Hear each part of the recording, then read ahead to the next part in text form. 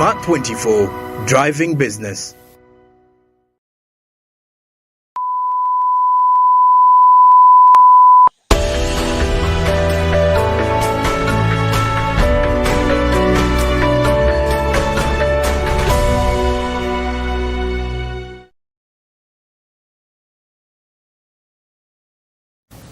All right, we'll be back from the break, and we're still rolling in regards to analyzing the infrastructure sector towards the economic development of Uganda and pretty much digesting its performance in the country, its performance in the last financial year as we make projections for this current new financial year. Geoffrey Odong, Program Officer, Coast Uganda, is with me this particular time as we have a discussion.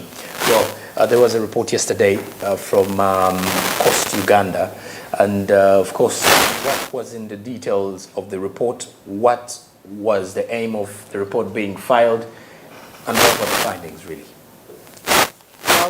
Thank you, my brother and the viewer outside. I want to appreciate again the active participation of our key stakeholders in this process. Of course, as COS, we always commission studies to make sure that our engagement are based on evidence that are drawn from the field in line with the disclosure of infrastructure information. We interpret those data, gain meanings from it, and therefore be able to advise the different entities on what should be done.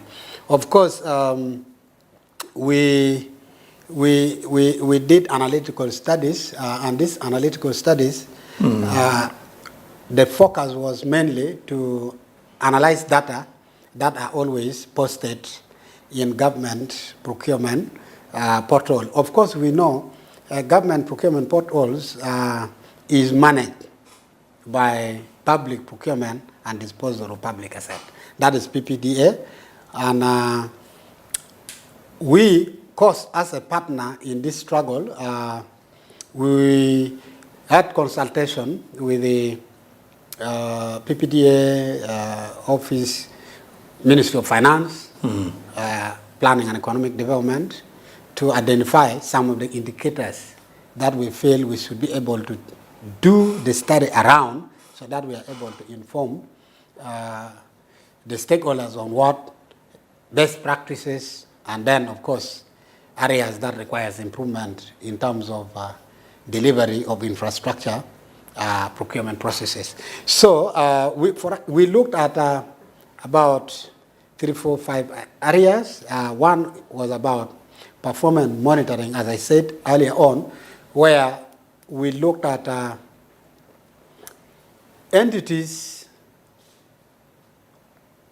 or contractors that have been able to get contract, and how did they get the contract, because we are trying to see if contractors get contract, do they deliver as expected? Do they also provide information? Because all these contractors, under this disclosure of information, they should be able to disclose to the public so that citizens are aware of the stages of implementation of these infrastructures. And performance monitoring was under broad category 1. Then we also look at benchmarking. Under benchmarking, we look at best practices based on work, goods, and services that are procured, delivered for the public. And there we look at variation, I talked about, of some of these concerns that they say, okay, this is the contract agreement, this is the market price. You find there's differences in those. And then also, we also look at cost variation, why this is the agreed, but at the end of the day, you find the contract amount used for the completion of a project, the amount might sometimes go high. So we did an analysis of that. Then we also look at different aspects in terms of the frequent bids per tender. We also look at the most, the companies that have been winning these tenders for some time and companies that have been losing. And at the end of the day, you should be able to ask yourself why that this company has been winning over and over again. And the other has been losing. So the other component we looked at, we were looking at providers or suppliers in terms of local content. You remember we talked about local content. Yeah. We are saying there are some contracts that we believe should be undertaken by the resident contractors, Ugandan contractors, and then there are those, of course, of hybrid that can be undertaken by international contractors. Then we also look at the method of awarding this contract, the procurement process that had been used. So, completion of this contract, we looked at open tender, which is less than three bids. You see, we were interested that do all these tenders attract bids? If they attract, how many of them get tenders less than 3 of all these bids that the contractor will bid for? So, for all these categories I've talked about, we were able to realize that for bids, when we look at the total tenders, which was about 384 tenders that were sent out, open tenders, Okay. we saw 531 bids.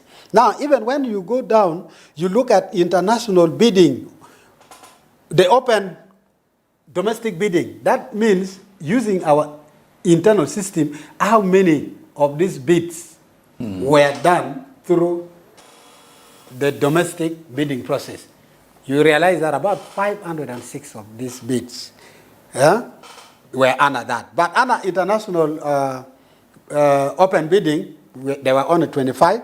And then the average bids, when you now get the total bids, which is 531, over the open tenders that was there, the 384, you will realize that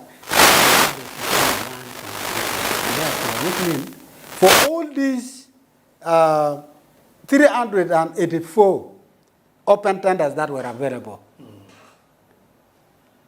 the rate of bidding was low to an average of 1.38. And for us, that is less than 3 bids per what? Per tender. And I think it will take us back to the question of disclosure of information. Do contractors have access to this information? Do they participate? What is denying them participation in this process? So I think those are questions around that. And of course, we should also understand that, of course, of all these open tenders, you will realize that in terms of percentage, the local contractors, the resident contractors, through this process of open bidding, they were able to get up to 94.5%, which means most of these 131 tenders were provided to Ugandan farms. And this, to us, is very important in terms of building local content, building capacity of a resident company to compete favorably in future with international company. Because if we don't support them now, then we might have a bigger problem. So the findings, and of course, different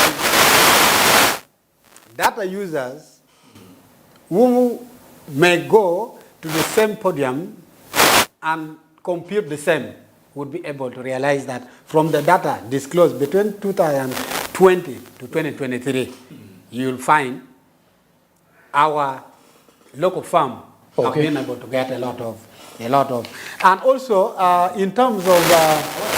Before you go there, I want us Yes. to look at the trends in there. When you look at the trends between 2020 to 2023, what have you been able to observe with the report? Yeah, from 2020 to date, the number of Ugandan firms getting contracts were slightly Okay.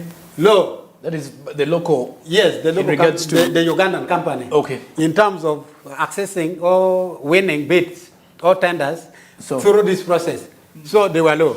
But when we see with all this engagement in terms of disclosure of information, engagement, multi-stakeholder discussion, improving system, influencing policies, and influencing guidelines for participation. Of course, now I have to tell you through this engagement, PPDA have been able to issue guidelines on local content that talks about 45 billion ceiling award of a tender and below can be given to a local contractor. So which means those are safeguards. Now for other works, like say buildings and others, the threshold that has been provided in that guideline is 10 billion and below, which means local or the Ugandan firms have a protected space where they have opportunities to participate in these tenders and win and also be able to implement infrastructure project in Uganda. And I think this is a very great opportunities that our contractors should continue to explore. Okay. Yes. As I said, variation. Okay. Variation, we have also noticed when we sample a project, design and build of roads. That is Kisoro Rukubiri, Muko Nteko Road upgrading project, 72 kilometers. Those are roads that have been worked upon. Yes. There was a variation of up to 72.8 billion, which is about 14%. That was observed. So when we are talking about this variation, it will help us decision makers to take critical look into some of these red flags, because this perhaps could be an area where if we don't put keen attention to, then more losses we will be able to observe, and therefore it affects expansion of construction of other roads. Because if you add more of this 72 billion in a contract that was agreed for a particular work, then you are denying access of constructing more roads in other places. And that's why it is important that this analysis support in terms of providing evidence that decision maker can use to improve on this kind of a work. Okay. And then we were able to see that some entities and companies, local company, per se, like under UNRWA, one company was able within 3 years to win about 38 different tenders, different contracts. And we have also been able to see there are some companies that have been losing over and over again. And I think we should be able to also take keen interest on some of these companies winning every day. What is so unique about them? What value addition can the other company learn from those companies so that they are able to improve on system, also improve on their capacity, and also be able to match and compete favorably in other tenders that perhaps could be advertised. Oh, okay. Now, Geoffrey Dong, as we're summing up with our conversations today, what would be your final recommendations and your final remarks as well, or parting shots to the viewers, one, then two, to the government, three, to all the stakeholders within the infrastructure sector in Uganda? I think number one, which to me is prime because of time, is that disclosure of information where some of the entities still have reservation about. Okay. If government, Office of the Prime Minister, Ministry of Works, and then perhaps PPDA, of course, we can collaboratively work together to ensure this become law that it is mandatory for all entities to disclose information regarding all procurement processes, especially the infrastructure's data, to facilitate transparency, accountability, multi-stakeholders working for improved service delivery. We are interested in better infrastructure, which will lead to a better lives of our Ugandan, and that will contribute to the economy, better economy that we need. I want to appreciate the different stakeholders that we work with them. First and foremost, the Foreign Commonwealth and Development Office of the British government, of course, COS as head office in Britain, in the UK, and they have been able to support us to do this work, of course, with other partners. We want also to appreciate the Ministry of Work, especially the Minister of Works, who even yesterday was the one who launched the report. And we want to appreciate him for being part and parcel of this process and also being a champion of cost intervention, because cost intervention is purely almost government program. For us, we are supporting government to improve on system that makes it possible for citizens and other players to participate. And when they participate, they will own the process. And when they own those projects, then quality of those projects will be there. And then citizens will be able to rejoice. I want to thank very much the management of Smart 24 TV for always and always giving us the opportunity to have discussion around this subject matter. We could have not discussed all what we should have discussed, but I think the viewer outside there can still contribute through the different platforms that Smart 24 TV have, so that we would be able to get feedback, and this feedback help us to improve on our work as organization and also as individuals. I want also to appreciate AFIC, Africa Freedom of Information Center, which is the mother, the host, of course, and for the guidance and then for the support they have been giving to this program to make it a success. Thank you very much for God and my country. All right. And of course, this is Geoffrey Odong, the Program Officer, Coast Uganda, with those key submissions in regards to analyzing the infrastructure sector in Uganda and towards the economic development of the same. And of course, we've been as well digesting the performance of the infrastructure sector in Uganda as well, trying to break down here and there quite a number of factors that we've discussed this particular time around. You've been watching The Point, where we analyze economic policies. Till next time, I'm Jerome Paul Sonko. We will be back again with more discussions here on the show.